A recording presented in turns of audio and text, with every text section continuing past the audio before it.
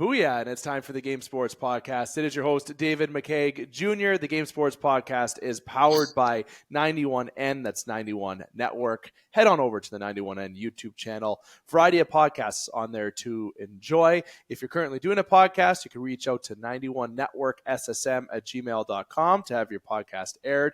Or if you're thinking about doing a podcast or just don't know where to get started, reach out again to 91networkssm@gmail.com to have your podcast started today and also aired on the 91 Network platform, where the Game Sports Show and other podcasts are located as well, such as Bit of Rivals podcast, the Average Jocks podcast.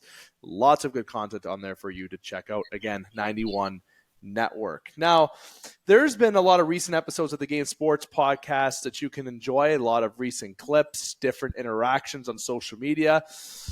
We got to love everyone's comments on there. They're great. It's great to see everybody kind of getting involved in the content that we upload. But make sure that when you are commenting, hit like, follow, subscribe, wherever you are. And don't be shy to comment and at us, because we like to have our comments have some feedback from our listeners. Now, obviously, Dane, we had a show Monday. Unfortunately, there were some issues with Monday's our segment, so I kind of had to improvise. But nonetheless, you're here today. This is the Wednesday edition of the Game Sports Podcast. And usually on Wednesday, everyone thinks of Wednesdays as football when it comes to the Game Sports Podcast. Well, just to let you know the agenda. In this first segment, we're going to have myself and Dane. We're going to consider this a top shelf segment, if you will. But Dane is going to get into the full news and kind of preview of all the rosters that were announced in the World Juniors. Well, not all of them, but we're going to get some notable news about the World Junior Hockey, a little bit of preview, as that will be getting started on Boxing Day, obviously, for the World Junior Hockey Championships. And we got some reactions and some previews for you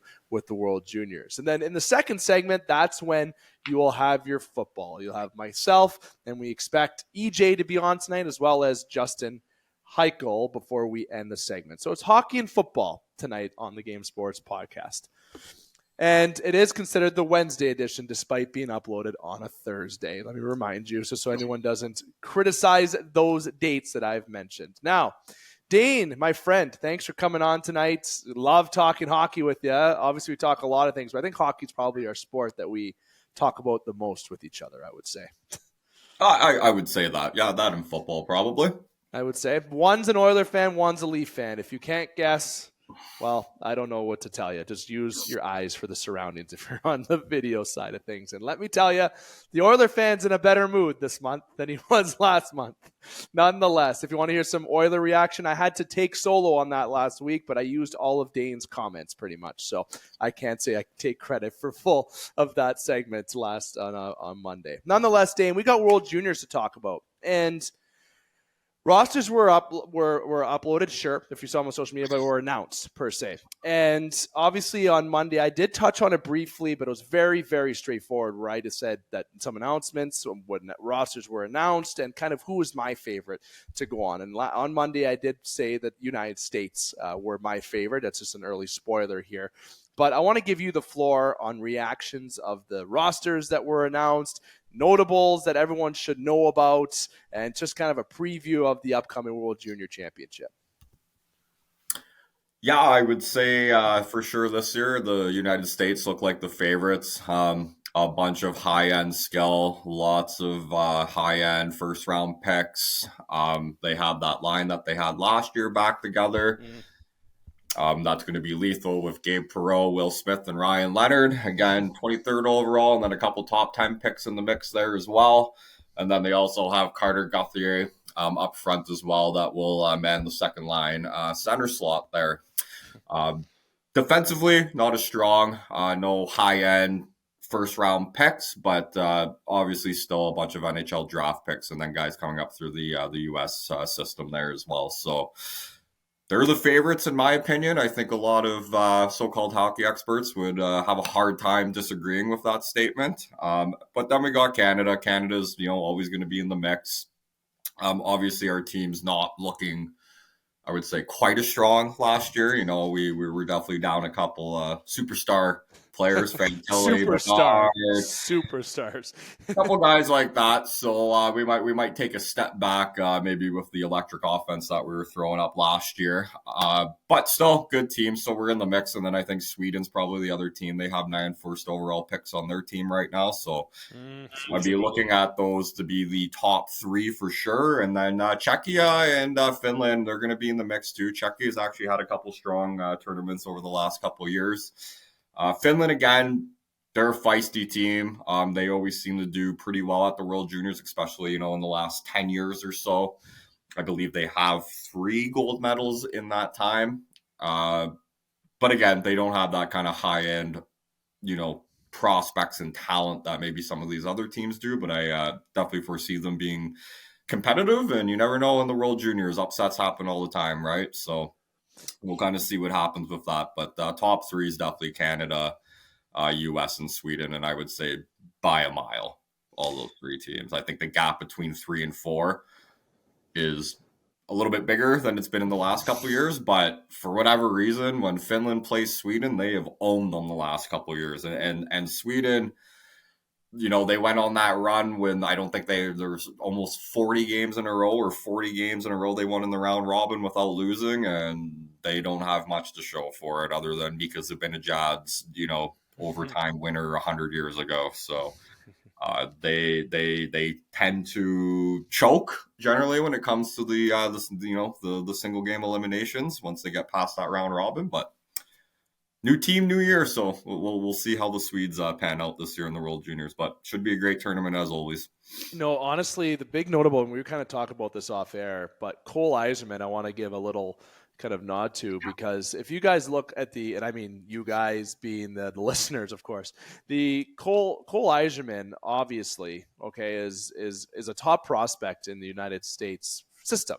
And this is somebody who's playing for the U.S. national development team. He is having a pretty good year. He has 14, 15 something-ish points in 9 games. I don't have it up, so don't comment me for that, but something around that area. And he was left off the U.S. roster. Okay, and the reason why I bring that up, because that's how good that United States offense is. Okay, this is a guy who is going top 10 this year. He should be going top 5, in my opinion, in this year's draft. Some people have seen different opinions, but top 5, this is somebody who is going to be a very effective NHL player, and he's not even playing for the United States in this World Junior. Still a young guy, mind you, okay? Cole Eiserman is still 17 years old, okay? So it's not like he's 19 and didn't make it, or 18. Obviously, if he was that age anyways, he would be drafted. But this is somebody who being left off the roster, and James Hagens, who got on the roster, though I thought Cole was ahead of James, but either way, I'm not the coach of the United States choosing the team. But this is a team that is really firepower up front. And to leave a guy like Cole Eiserman off, that is a notable to not have on your roster. It's not like Connor Bedard being left off your roster by any means, but if I had to give maybe a comparison, maybe people might not like this opinion, but maybe it's almost like leaving Shane Wright off your roster when he should have been on it. That's kind of my comparison with Cole Eiserman. Kind of a stretch of an opinion, but again, only time will tell about his development in the NHL when Cole gets there, but such a surprise. Now, for Canada, there's a couple things I want to bring up, Dane. Obviously, Macklin Celebrini, he's the one who's going first overall, it seems, this year. It seems that whoever is lucky enough to draft him, where a month ago I would have joked and said maybe the Oilers were drafting Celebrini, but they're not. It looks like you could be looking at Columbus. There's a lot of teams that are going to be in that mix. Who knows with the draft lottery? But he's really going to have the opportunity here this year to be kind of that player who's first time there, but be a go-to player on that team and really have an opportunity to pull away and lead that offense for Canada. But obviously, if you look at the Canadian team as well, there's other talents on there, right? You got Fraser Minton, who's played games in the National Hockey League with the Leafs this year. Another Leaf pick, Easton Cowan. There's obviously Brandon Yeager, who's a Pittsburgh Penguin pick. Nate Danielson, Connor Geekie, an Arizona pick. But, Dane, there is somebody else on that team that we should not forget to mention, okay? And he actually plays here in Sault Ste. Marie. That's where the Game Sports podcast is located if you're from outside of here listening. And there was a forward that was selected from the Sault Greyhounds, Dane. Can you give a little bit of light about a little bit of local boy love? Shouldn't say local boy, but it is to a degree, of course, because somebody who plays in our backyard, if you will, with the Sault Greyhounds. Yeah, our boy Owen Allard cracked the squad this year. It's always, I think, as a couple hockey fans from Sault Ste. Marie, it's always nice to see a couple Greyhounds on the squad. And I think over the years we've actually had some guys really make a difference in the World Juniors. You know, guys like Wayne Simmons, Godfrey with that running that power play back in the day. Darnell Nurse, I thought, had 2 unbelievable World Juniors when he made the team. Or actually, no, he didn't make the team. The first camp he went to, I believe. I think he only played the 1 year. I can't remember, but yeah, the Greyhounds are having an unbelievable season this year. I don't think many people predicted that. I think the Greyhounds were kind of looked at to be a middle of the pack team in the OHL this year, and we're currently second in the standings across the OHL between 20 teams, and we're ranked 5th in Canada, and things are going well. Obviously, our big captain there, Docker, did not crack the squad. I know he was invited to camp in the summer. I'm not sure if he got that re-invited. He was definitely struggling earlier in the season this year for the Greyhounds, but he seems like he's got his game back a little bit. But yeah, it looks like Allard will be slotted on the 4th line. Doesn't mean he can't, bump up based off of his play. Mm-hmm. So we'll see what happens. But yeah, ice time might be a little bit limited in the first couple games, especially when they're playing, the bigger teams. But once they, maybe play some of the lesser teams, you kind of see that 4th line get out there. And we've seen it time and time again, especially on the Canada team. Sometimes you just got 4 lines going and everybody's contributing, right? So sometimes you don't have to just depend on that top line, and see if we can get a little bit depth scoring this year. But I'm kind of looking at this year that we'll be kind of relying a little bit heavier on that top line. And I don't think we'll be seeing Celebrini putting up,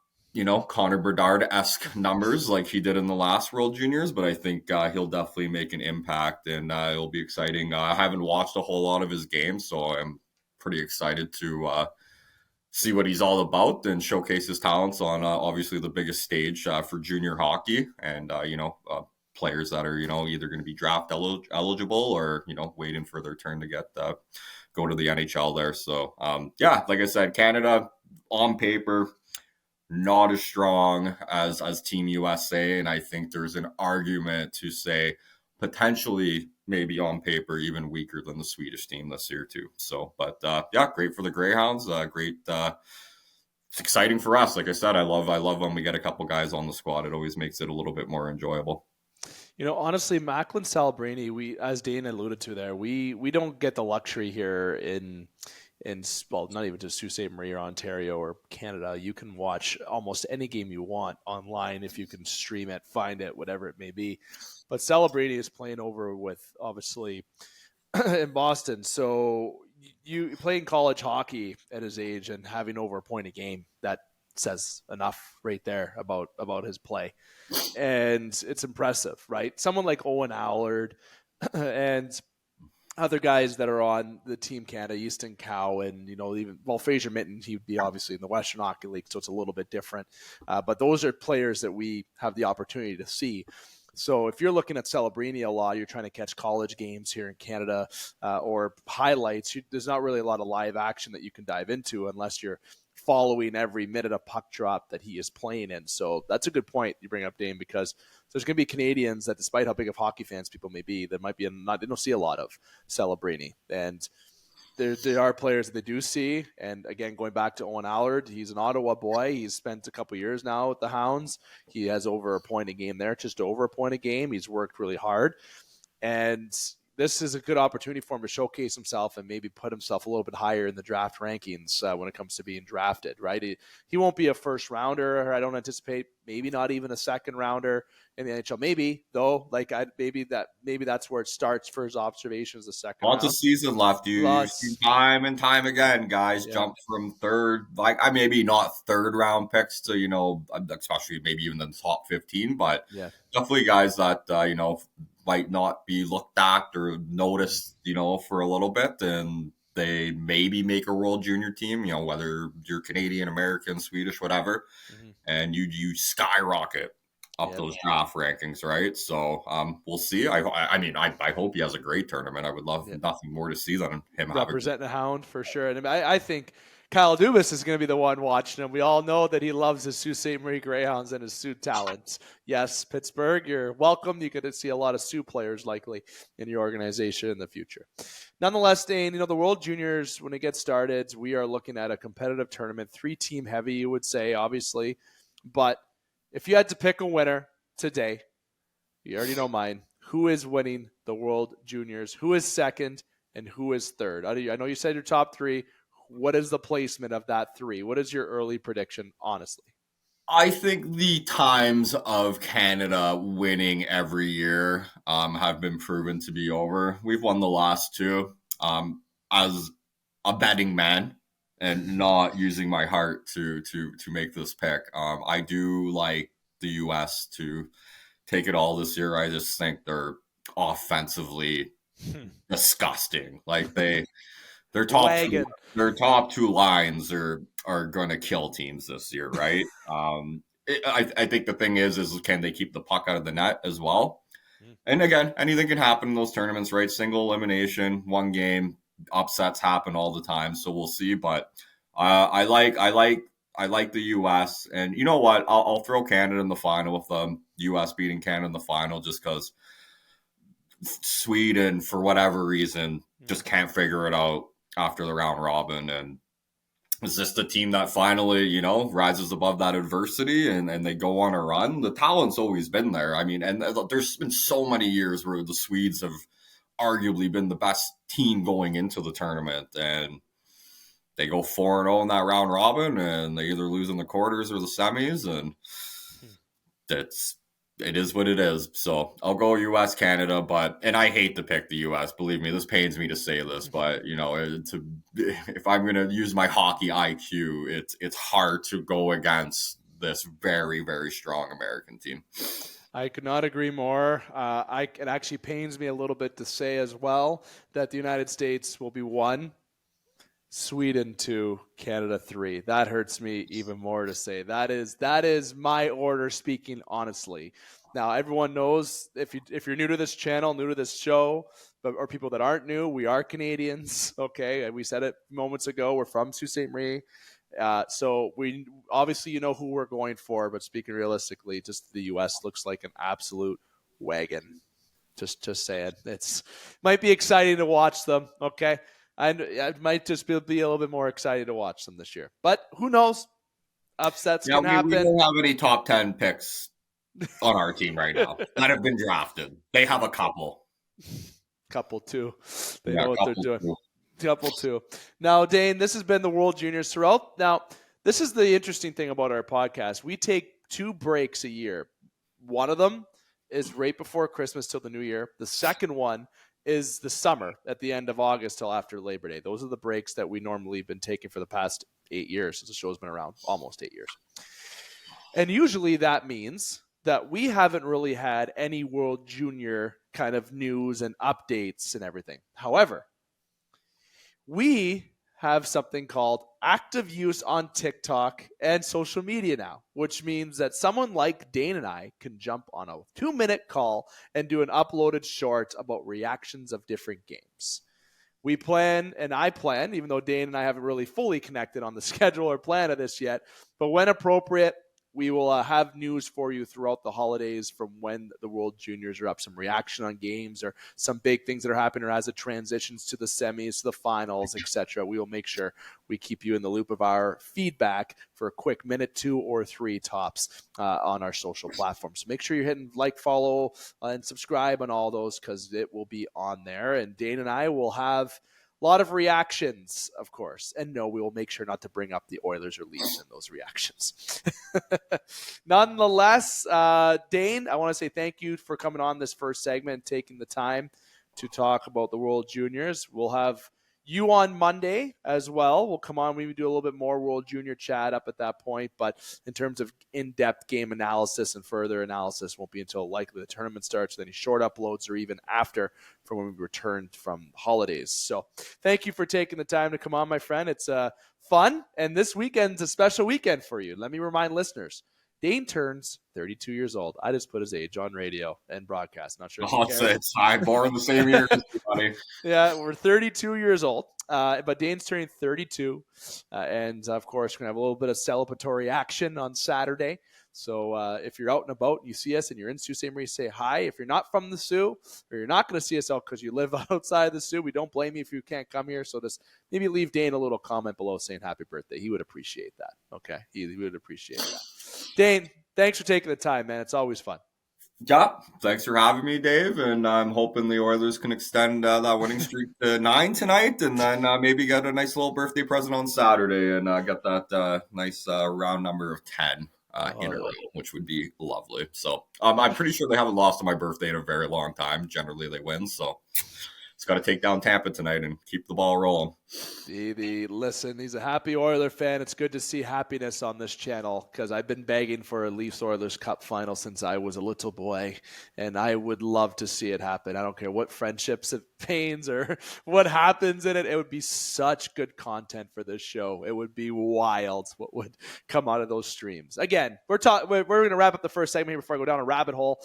This has been Dane talking about the World Juniors, upcoming 2024 World Junior Hockey Championships. Leave your comments and feedback below on who you think is going to win. This is the Game Sports Podcast powered by 91N. Let me take a quick breather, and then Justin Heichel and EJ Russell are going to be joining yours truly. They're expecting to join, and we'll talk football on the In the Pocket segment. Don't go anywhere. And welcome back to the Game Sports Podcast. It is your host, David McCaig Jr., continuing to host you this evening. This is the Wednesday edition of the Game Sports Podcast. Just to remind you, yes, it is a Thursday, but this is considered the Wednesday edition. And keep it easier, it's the second episode of this week. As I can remind you, just like in the opener, we are powered by 91N. That's 91 Network. Head on over to the YouTube channel. Follow, like, subscribe on that platform, as well as all audio platforms of the game, so you keep in touch with all episodes and content we have. This is the second segment, of course, if you've been tuning in for the entire episode. And if you are familiar with our second episode each week, or the Wednesday edition, whatever way you like to call it, this is the In the Pocket segment, formerly the In the Pocket podcast. Over 7 years we've been doing this segment / podcast. Now, obviously, is just a segment on the Game Sports Podcast agenda. Nonetheless, this is where we talk football for this entirety of the segment. Yes, football from all kinds, professional, amateur, either way, we talk all the hot topics in the world of football. Let's introduce those who are joining yours truly, and it's the usual two suspects that are always on In the Pocket segment with yours truly. Even though this one took a few weeks off, EJ Russell, how you doing, my friend? Great to see you. Great to hear from you. Either way, just a great time to have you on here tonight, as always. I am happy to be back. I'd like to apologize to the listeners for my absence, but Dave always gives me an opportunity to plug what I do for work on the air. I don't typically take advantage of this, but I will say this. It ain't easy being salesman of the month for back-to-back months. You got to pull some late days to pull that off. But just like I'm pulling off late days, the Browns have been pulling off some late victories. Getting another late one here against the Jacksonville Jaguars. The Browns currently sitting at 8-5, second in the AFC North, one of the toughest divisions in football. Fuck you, Pittsburgh. Let's get the first F-bomb out of the way. And, just happy to be back. Apologize for my absence, but couldn't be happier to be back with you all. I slowly had to disappear from the screen there for a minute to not only show off the Steeler jersey in the background. They still have a winning record, though, bud. It's unbelievable. They shouldn't. They shouldn't. It's because Mike Tomlin and defense. But let's go to Justin Heichel. Heichel, great to hear from you again. Great to see you again all around. It's always a good time talking football with you, my friend. Certainly great to see the Star Wars background again. Yeah, I was the weekly compliment. I've been missing it, so I needed the self-esteem build there. I forgot to compliment him each week. You know, it's cooler if there was a Millennium Falcon. Yeah, well, I don't got Salesman of the Month money for the Millennium Falcon here, so we'll work on that. We'll see. Maybe next year we can add that hunk of junk to the collection. But no, good to be here. Let's talk some football. You know what? I'll make you a deal. He's gonna buy you the if the Colts win a Super Bowl before the Browns, I'll buy the Millennium Falcon Lego set. Oof. It may not be the best one, but I'll buy a Millennium Falcon Lego set, a decent one, not a garbage one, a decent one. I will accept that offer. I like it. Okay, and if I win, Like we were just discussing before we came on. No, you know what I want? I want my belt. I want the He wrestling just belt wants the damn belt. for the first Pick'em Championship. I want the belt. One of his trophies that I want one of my own. Like, I want the EJ's original championship as a wrestling belt. EJ's trophy cabinet's just got like 3 IOU notes in it. That's Two. okay, two.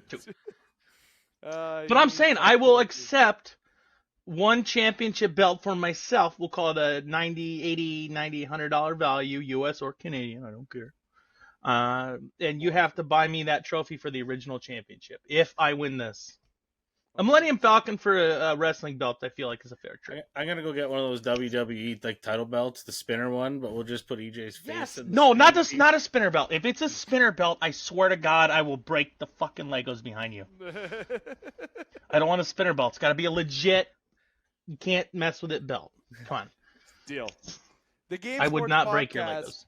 Football in the Pocket segment is sponsored by Sports Center Bar and Grill. As always, Sault Ste. Marie, Ontario's best sports bar over 6 years in a row. Best wings. Listen, sports atmosphere in Sault Ste. Marie, nowhere better to go to.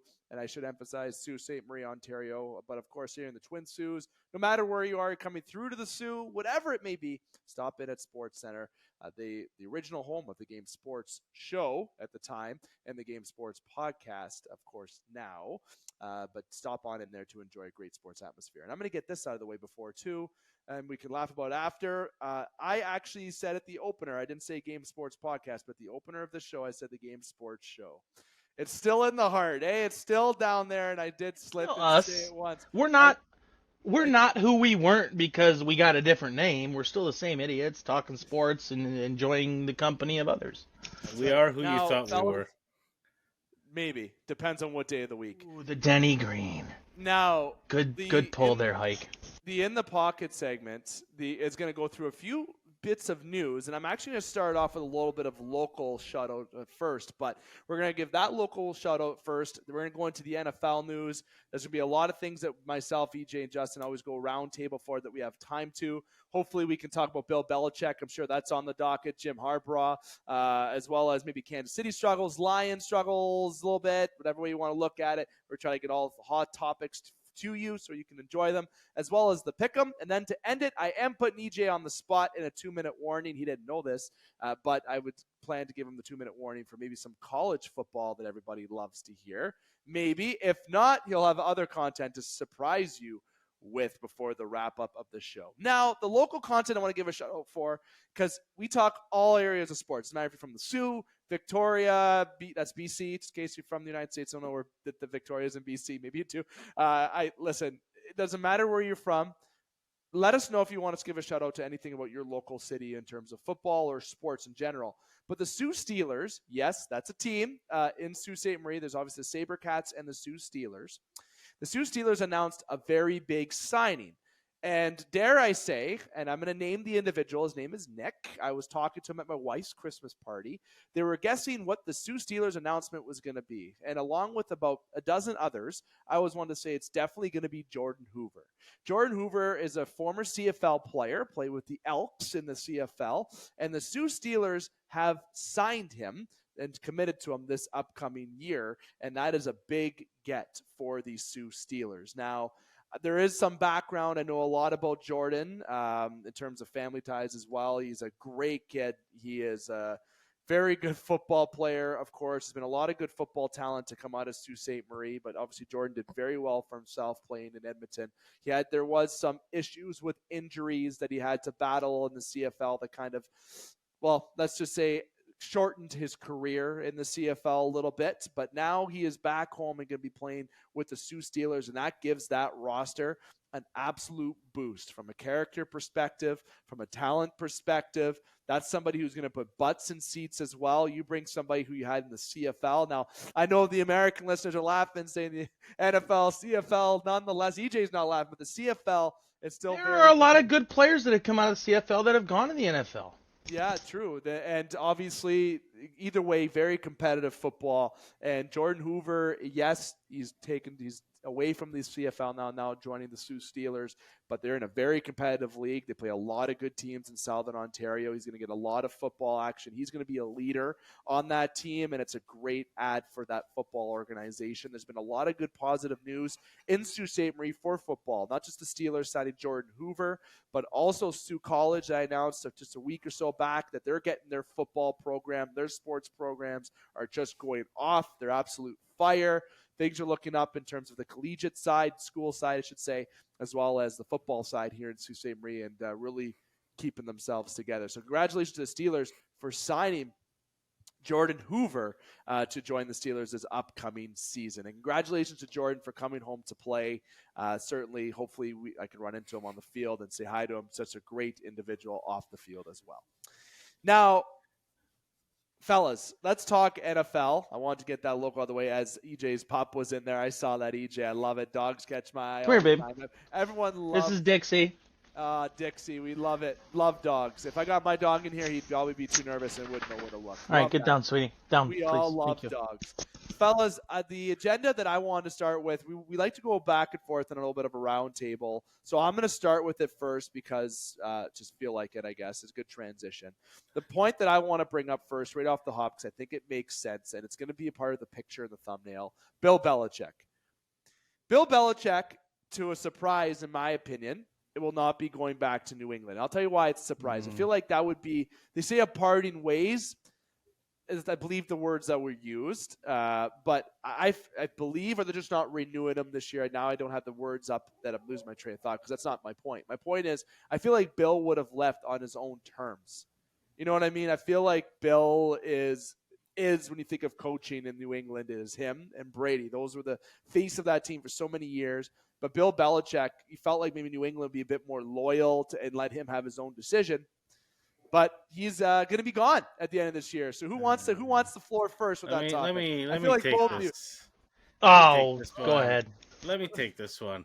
I mean, if these reports are correct, then I guess we can hang a banner at Lucas Oil Stadium because it was made after the Colts beat the Patriots. The decision was made after the Colts beat the Patriots in Germany. And we're big banner people in Indianapolis. So, maybe we get a banner hung for that one. Take that one over all the Tom Brady victories. But honestly, I don't like Al Michaels, I think, said it best a few weeks ago on Thursday Night Football that no one knows. Absolutely no one knows. I mean, if you watch College Game Day on Saturday this week, like Belichick on the show there and Robert Kraft on the show, it didn't really seem... That Belichick would... No, I loved it. I thought Yeah. Belichick supporting Navy was legit. Like, I was dying. And McAfee's reaction, but I think that was all of our reactions. When he just starts screwing around. Like, since when does Bill Belichick screw around? At all. Like, he smiled. He smiled. Like, You've never seen the clip of when Randy Moss invited him to the Halloween party.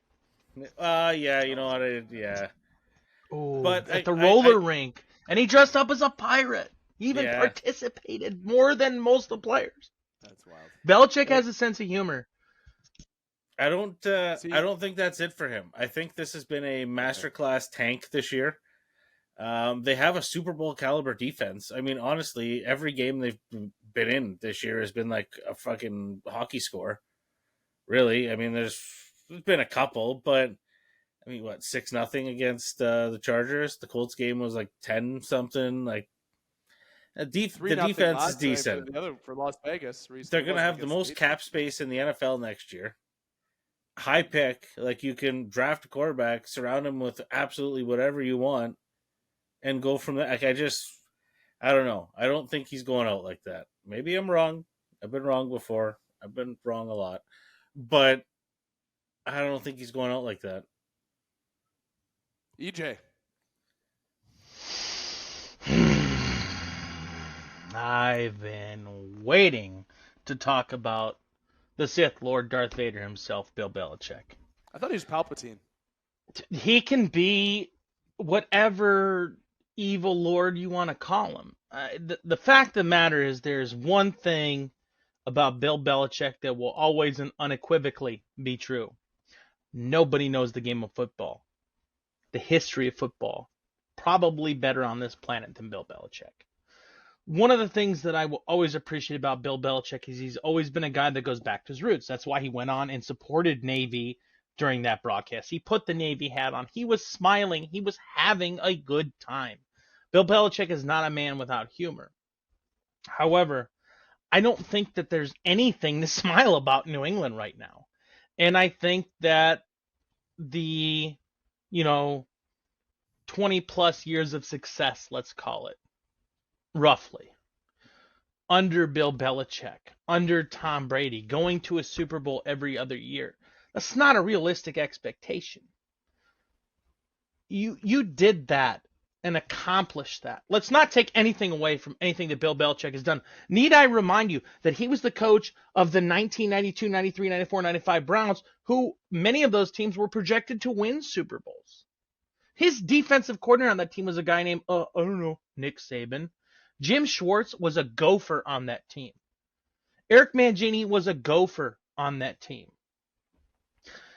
The legacy that Bill Belichick has left us in this league is going to affect the game for the rest of forever.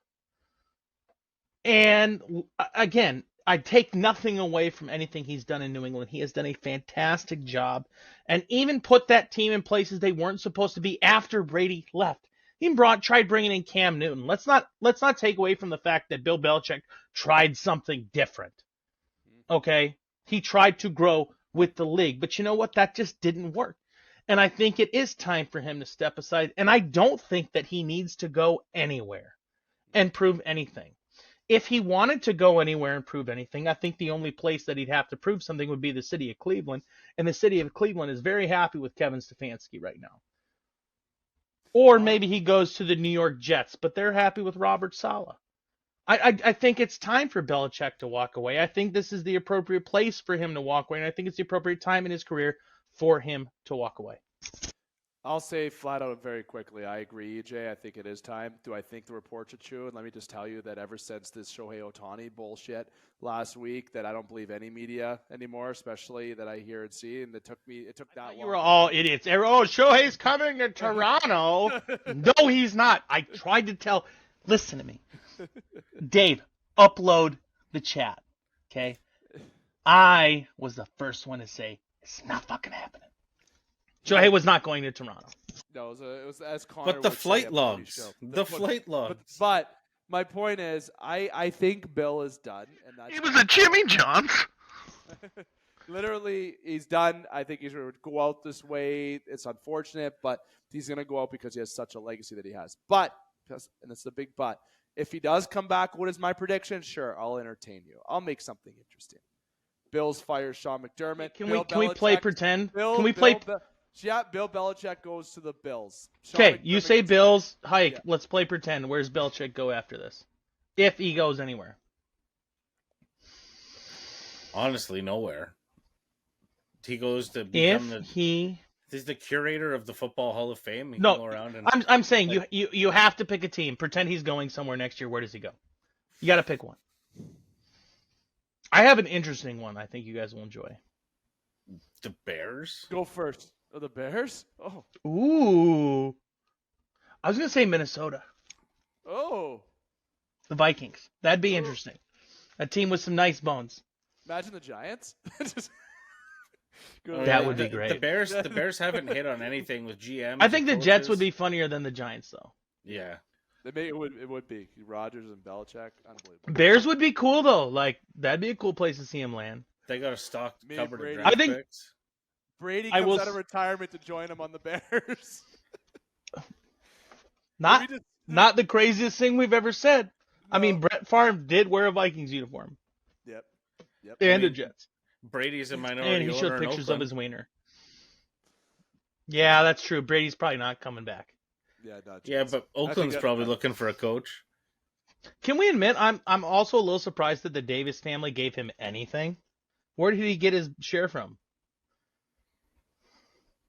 We don't know. Okay, but anyways, it's Mark, the bowl cut guy there. He was looking for maybe some greatness to be associated with the franchise. No, here's what it is. I'll give you my one piece of EJ bullshit for the day. It's that Tom Brady invested in the song "The Autumn Wind," right? And so whenever he does his TB12 workout videos, get the swell going. You see that right there? A little bit of that? He's going to play The Autumn Wind is a Raider. Rustling safe to see. He frolics around. Whatever the song, you know what I'm talking about though, right? He's going to make $17 million off just that song. He just makes money by being Tom Brady. Jim Harbaugh. That's what I'm saying. Jim Harbaugh seems like the extension is going to be through the Michigan. By the way, what are you calling Jim Harbaugh? What? Harbaugh? Harbaugh. Harbaugh and Will Levis. What, are we holding up some saggy tits? Love it. Listen. Jim Harbaugh. You got 10 minutes until my haircut. Jim is going to extend with Michigan, it seems like. But now what I wanted to play is that what if game. He did. I thought I heard. He did. Apparently it's being finalized. 5-year deal. It seems like it's finalized exactly. Yeah, 5-year deal. He's going to be the second highest paid coach behind Saban. Deservedly so was going to be my point. Obviously, he has done a very good job at Michigan this year. It's been a very He's a fucking asshole. His job is to get asses in the Go seats. Buckeyes. And he does do that. We don't give a damn for the whole state of Michigan. The whole state of Michigan. The whole state of Michigan. You know the rest. Kansas City struggles. They've lost a few in a row. Couple tough calls on the ref side of things too. EJ struggles about Kansas City. Any worries that any Kansas City fan should have, or any? Quit blaming officials. Win the goddamn game. Yeah, I mean, honestly, like my thought on this whole thing, like people have already pulled footage online showing Tony getting warned for being offside. Enough calls this season. too. Like, just stop. If you've been warned and you didn't listen, then you deserve to have that called on you. And to be honest, if it's in the rule book, and it's not the official's job to tell him he's offsides. Well, and here's the thing, like not here's the thing. You're completely correct. It's not the official. It's your job to fucking know. And if you look down the line and you're 12 feet in front of the fucking center, then guess what? You're offside. Like check. This all you got to do is point to the guy, and he goes. And I mean, if you've made it to the NFL, I'm assuming you've played 5 or 6 football games at that position, and maybe you know a rule. You should know one rule at least minimum. I mean, and some guys don't. I mean, line up before we start. Yeah, so I don't know. It's different when you put him in weird formations, but that dude was literally like, if he was looking this way, he was in the safety spot facing. Look at himself. He's like, I'm gonna run that way, but I'm looking this way. That's how far offsides he was. It just, to me, like the Mahomes thing, bitching at the refs afterwards, like shut the fuck up. Not one person, and then going up to Josh, there's zero sportsmanship with that. Like, you're just like your annoying wife. You're absolutely no different. You just have curly hair. Like, tell me I'm wrong. Tell me I'm wrong. We gotta listen to her in the press box fucking doing this You're not. all the time. And then he's fucking doing this on the field. And then we got She talks and interrupts people more than I do. She interrupts people more than I do. She's terrible. I'm always right. She's not. I can get along with most people, and her, I would probably powerbomb out of the press box. I don't know. Hold on. This is an important question. Like a regular powerbomb, like from here, or like the jackknife you lift? No, like one of those good ones where like the guy gets how many tables halfway across the ring? 7, 8 tables, like Jeff Hardy nonsense. Oh, ooh, that's a hell of a match. Good call. Yeah, well, I'm with you. I'm not. She deserves it. If the match is gonna take me, please, listeners, please don't actually violently attack women through tables. Lions. We love all the people. Detroit Lions. Give me this. All right, DJ, have the floor. This is Lions. If you were to give me my 2 minutes of firepower. Okay, I'm gonna waste this on the Lions because the Detroit Lions are in a really tough situation. They got to go up on the 16th against the Denver Broncos, even though they're playing at home. This is a team that in their last 5-6 games has almost doubled in their points per game against defensively. This is not a good sign against a Denver Broncos team that has been playing significantly well and actually gave the Cleveland Browns defense all they could handle. And the Cleveland Browns are considered one of the best defenses in the NFL. I'm taking my bias out of this, although little in this. But the Denver Broncos are nothing to blink at. The Minneapolis, and then they got to go to U.S. Bank Stadium in Minneapolis, and they got to play the Vikings. Okay, they have to play the Vikings in 2 out of their last 3 games, and the only game they're not playing the Vikings is, I don't know, against the Dallas Cowboys, who might be the most dangerous offense in the NFL right now. The Vikings are one of those teams that you don't know where they're going to come from. I'm going to say this now, and I'm going to knock on some wood. Lions might miss the playoffs. Oh, that would be heartbreaking. Oh, I literally just heard and felt Sioux Michigan just deflate, and Michigan in general. Let me be very clear. Let me be very clear here. The last time the Lions won a championship was 1957 against the Cleveland Browns. Our last championship was in 1964. I would love nothing more than a Lions-Browns Super Bowl. It'd be like when the Cubs played the Indians and we lost. Like, it was the only team I'm okay with losing that game to. Right. But the Lions, I don't want it to be true. The Lions could miss the playoffs. Oh, that might be a clip right there. That'd be a part of the teaser right there. I mean, Lions fans will eat that up. Either way, this is good for Michigan beer distributors. The Lions make the playoffs, It's good. The Lions miss the playoffs, it's good. So, EJ, I know we got Pick'em. I know you got a tight schedule too, so we got about 6-ish minutes. We got to do the Pick'em, your rant, and 2-minute warning before we go. So, what I want to do right now is I'll transition and just say finally about the Lions. I think they're going to make the playoffs, but this is worrisome, a little bit worrisome. EJ, I want to give you the floor because apparently you have a rant about picks and maybe gambling. I could be wrong about that, but you can say that. Then Hike, when he's done, just transition into the picks after we get our laughs or our feedback out of the way if necessary. I'm going to say this here, boys. I'm going to make my picks. I'm going to give you a second to laugh at me, and then I got to bounce. My wife has just texted me, am I coming to get my hair cut? And normally you can't see my grays, so yes, I have to get out of here. So I'm going to make my picks. I'll give you a second to criticize. No, she knows I'm still doing it. But anyways, okay.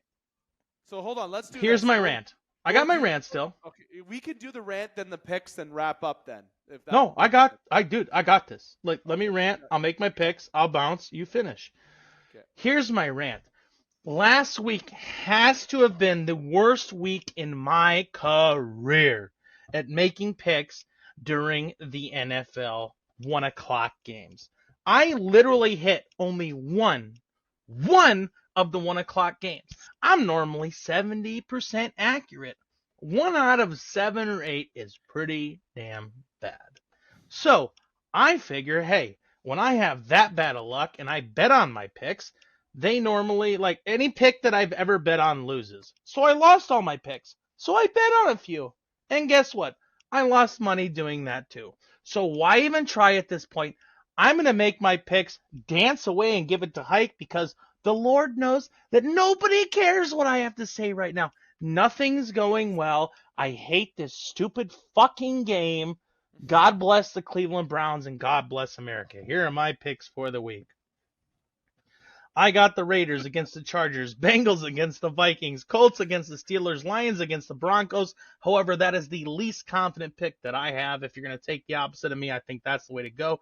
I got Browns over the Bears, Packers over the Buccaneers, Titans over the Texans only because CJ Stroud has been injured, Dolphins over the Jets, Chiefs over the Patriots, Saints over the Giants, Falcons over the Panthers, Rams over the Commanders, 49ers win against the Cardinals, Cowboys get a nice road victory against Buffalo at 425, Baltimore is going to take down Jacksonville, and finally wrapping everything up on Monday night, the Philadelphia Eagles, the fans that I despise the most in the world, they are going to beat the Seattle Seahawks.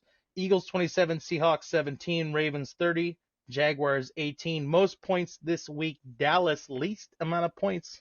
I'm going to go with the Bears. Justin Fields sucks. The Bears. Well, EJ, I like that. Thank you for your picks. Now, I'll properly sign you off. I want to say thank you for you taking the time. And then Hike and I will do our picks here, but I know you got to take off a little earlier, so I appreciate you taking the time. So good luck on your picks. I love the rant, and we'll be. They're all going to fucking lose. This is a stupid game. We'll be Good in luck. touch Good next luck week. with those Grays. I missed the playoffs in fantasy. In the league that pays. I made the playoffs in fantasy in the league that doesn't.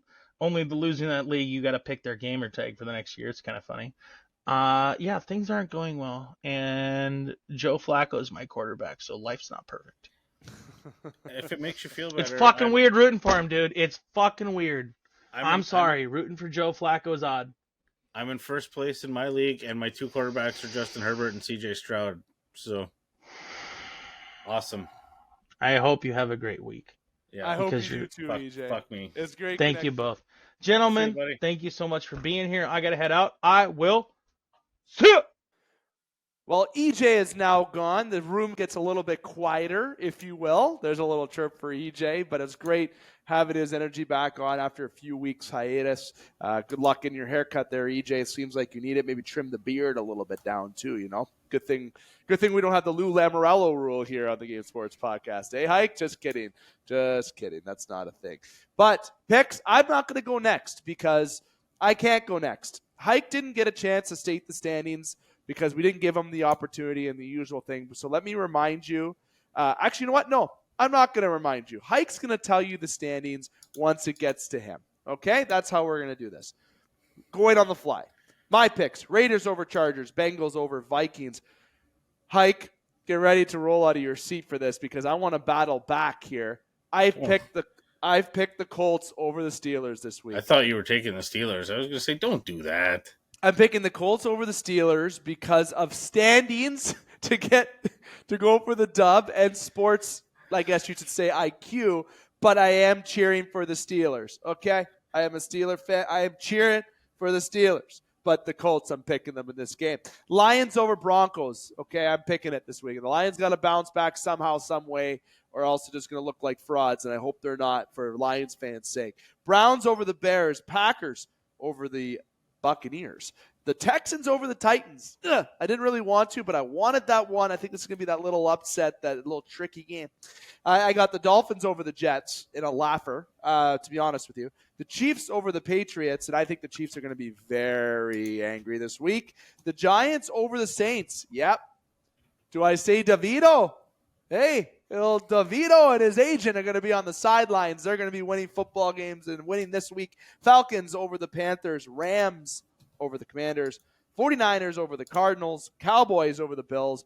Bills, you were my favorite to win the Super Bowl this year. You're not winning the Super Bowl. Okay, your team's not, you guys are frauds. You guys are frauds, obviously. Sorry, Bills Mafia. I know we got a Bills Mafia helmet bar fan that follows the Game Sports Podcast. I don't see this team being as special as I thought it was. But prove me wrong this week then. Cowboys are beating you this week, though. Too bad, so sad. Ravens over the Jags and the Eagles over the Seahawks in the Battle of the Birds. Eagles 34-17 over the Seahawks. Ravens 24-14 over the Jags. And I got San Fran with the most points this week, not even the Dolphins. And New England getting the least points. Hike, I want to know the standings, and I also want to know your picks. All right. Well, big week. Shaking up the standings last week. Shake up. We got a 1-point spread across the board now. I myself am in first.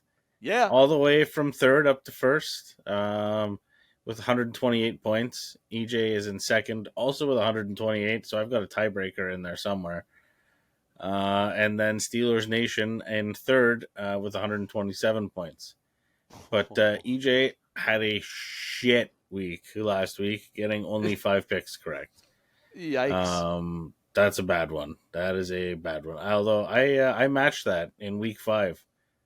Those are the 2 lowest scores of the season. Wow. 5. It was actually a rough week all around last week. I think you had 8 points last week. Yeah, I had 8. Big 8. 8 is great. Rough week. Into the picks here. So Raiders tonight over what's left of the Chargers, whoever's there. Bengals over Minnesota because Bengals appear like they're on a bit of a heater right now. And who the hell's starting Minnesota? Nick Mullins this weekend. So the Pastronaut is on the bench. I love that nickname for some reason. Colts over the Steelers because the Colts are in the wild card and we could use this win. Detroit over the Broncos against my better judgment, but if the Lions are going to make the playoffs, as was discussed earlier, this is probably a good place to start with winning streak. Not that they're, 9 wins and whatever, but not looking great lately. Cleveland over Chicago with the Flack attack out there. Packers over the Bucks because the Packers look pretty good lately. Titans over Houston. Although I liked Dave's Houston pick, I was intrigued by that, but I don't know if Stroud is playing or not, so it might be the Davis Mills show. Dolphins over the Jets should be ugly, but the Jets defense looked pretty good last week against Houston, so we'll see what happens there. Chiefs over New England. If they lose this one, the Chiefs are probably toast. They might be the AFC's Detroit Lions at this point. So they can go sing a breakup song and fuck off for the rest of the year. That'd be great. Giants over the Saints. Buddy from work, Jesse's going to that game. Big Tommy Cutlets fan down there. So I told him to bring a couple meatballs with him in his pockets, and he can throw them on the field every time they score a touchdown. Falcons over the Panthers. Rams over the Washington Football Club. Commanders. I almost said the other name, so I kind of had to just pivot there until I came up with the right name. San Fran over Arizona. Buffalo over the Cowboys because fuck Dallas. Baltimore over Jacksonville. Philly over Seattle. Score-wise, I got Philly 28, Seattle 24, so being a lot closer than most people think because Philly's kind of in a tailspin too. And then Baltimore 34, Jacksonville 28. I think that one's going to be pretty close.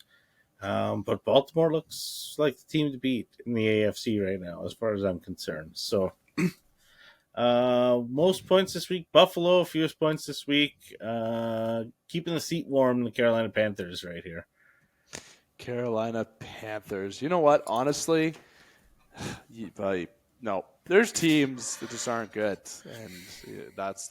I think the Panthers' issue is their owner is kind of a dink.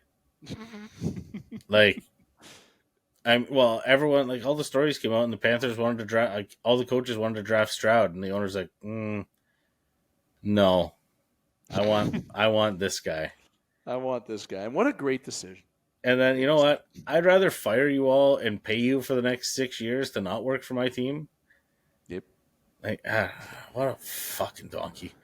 I guess some decisions that are just that you just wonder and shake your head at. In all sports, though. In all sports. I just we don't know what it's like to have throwaway money like that. Like that's way more than walking around money. That's pure out throwing away money right there. Literally. Hike, we're not going to have 2-minute warning. I know we've said to the listeners and the viewers there that EJ would be running and heading the 2-minute warning, but obviously as you see and you can hear and as you saw, he got the 2-minute warning from the old lady to go get his haircut, so he had to get out of here. Exactly. There was no 2-minute warning. We're skipping the 2-minute warning because everyone waved in the white flag to call the conclusion on the show. Not because that just made sense to say. That's why. But we will have a 2-minute warning next week. I'm going to remind listeners that we only have 2 more shows before our holidays, if you will. We will have, obviously, uploads throughout the holidays, if necessary, throughout the World Junior Hockey Championship, if necessary, for clips or any kind of hockey news or any kind of sporting news. Rants. Rather, we talk about anything on this show, but I've given you examples of we may have some content on our social media pages, but we will not have a podcast episode, just social media clips throughout the break if necessary only. So make sure you're following all those platforms for some hot takes. And join the group and the people that are listening and watching on TikTok. We appreciate everybody for the interactions on there, despite whatever you'd like to say. If you agree with us or disagree, we love it. This has been the Game Sports Podcast. In the first segment, I want to thank Dane Hancherow for bringing his World Junior Hockey Championship expertise, if you will, and passion to that first segment. Then obviously here in the second segment, I want to say thank you again to EJ, who's not here, but I also want to say thank you to Justin, who has also been here just as well. He's been here longer than EJ, but just so everybody knows that. So Hike is one of the original OGs of the game. So Hike, I appreciate you here every week, and well, 2 more shows until the break. 1 more show for you, essentially, next Wednesday before we go on that break. I hope that the rest of your week is terrific, my friend. Yeah, you know what? Tomorrow's Friday. I think it's safe. We can start letting the holiday fuckets seep in now, I think is the... I've been trying pretty hard this week to not let it happen, but we had customers bring in pizza and Christmas cookies this afternoon. Nice. And I had already eaten lunch, and I ate pretty heavy at lunch today as some leftover pierogies. So nice. The pizza and Christmas cookies, yeah, it was a tough. The 3 to 4:30 time slot was tough sledding. That was. It's called Power Hour. No, it's not. Yeah, we just went opened the garage door there in the loading dock and just stood in the wind for a little bit. That's. Just keeping an eye on White Oak Drive, making sure nothing goes awry out there. I can tell you that red Dodge Ram didn't pass your work until after 4:30. So no, I know you were still there when I left. I was surprised. Yeah, surprised. I know. It's unfortunate. That's not often. I want to show people. I was wearing the shirt today. Okay, I'm not gonna give you a model show here, but if you want, okay, I'll give you a little bit of a model show. This is a Fight Story shirt, okay, and I've wore this in previous episodes of the Game Sports Podcast. I better show up the bottom there. I'm trying to show my camera without going too low, if you will. And this is Trevor Gillies. Oh. Trevor Gillies, who's obviously a former NHLer. He's a friend of the show. He's been on this special edition uploads way back, actually, now over 25 editions ago, actually. He had a very long segment on our show. And that was a good one. You're probably wondering why, a shirt that says Fight Stories on the top. I know when I look at videos, I'm curious what they're wearing. I'll give him love because that guy is a legend. Trevor Gillies is a legend. Okay? But that's my little fun go down rabbit hole part of the show here today. We've had, obviously, hockey discussion, football discussion. Lots here, a lot for you to digest. We do plan to have a special edition upload this week. It's been a few weeks delayed. We've had some issues with our James Sobalski episode that we're really trying to savor. I have a couple producers actually on it trying to salvage everything with it, to be honest. So we're hopefully have that uploaded by early next week, definitely before the holidays. So we appreciate your patience on that. But nonetheless, you won't hear from us unless it's something hot and heavy throughout the weekend until Monday on the Monday edition of the Game Sports Podcast. Again, Chiefs lose. We'll be on Taylor Swift breakup watch. Don't everybody worry. We'll be here. Wild. And again, thank you, Hike. It's always a good time. No problem. It's good to be here and fucking let the football juices out because no one in my house wants to hear it from me. So. And Dane Hancherow, again, remind listeners, turns 32 on Saturday. So a little bit of love for the Game Sports Podcast. 32. 32. He's what? I got to start going to Shoppers Drug Mart with him. I get his 10% off. If everybody knows, they see the humor in me saying that. That's good. Hike is the humor of this family, just so everybody knows that. Again, it's time to wrap up. Thanks again, everybody. Make sure you like, follow, and subscribe. The Game Sports Podcast is powered by 91N. That's 91 Network. And this segment, the second segment, was sponsored by Sports Center Bar and Grill, Sault Ontario's best sports bar. Until our next upload, I'm here to remind you, keep your stick on the ice, swing your bats, catch your touchdowns, drain your threes, and shoot your shots. Booyah.